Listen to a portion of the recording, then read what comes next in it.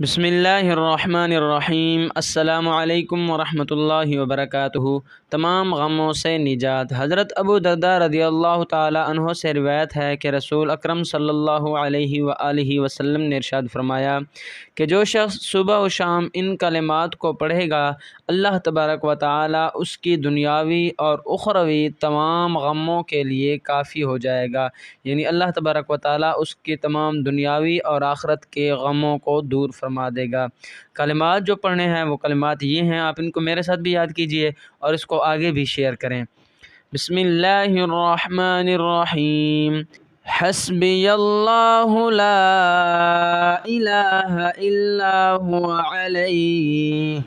علیہ توکلت وہو رب العرش العظیم۔ ترجمہ: میرے لیے اللہ کافی ہے، اس کے سوا کوئی معبود نہیں، اسی پر بھروسہ ہے، وہ عرش عظیم کا مالک ہے۔ اللہ پاک ہم سب کے دنیاوی اور اخروی تمام غموں کو دور فرمائے، آمین ثم آمین۔